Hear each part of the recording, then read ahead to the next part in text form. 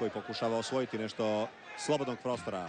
Samir za trenutak je izmakao pozornosti Lojića. Sada dolazi Serdar Ušić. Samir pa Kufre. Ponovno Samir.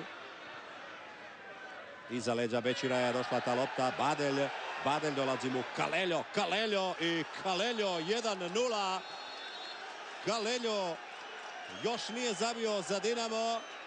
To je čudo nad čudima, rekao bih, s obzirom da čovjek ne prelazi centar. 1-0 vodi Dinamo na početku drugoga dijela.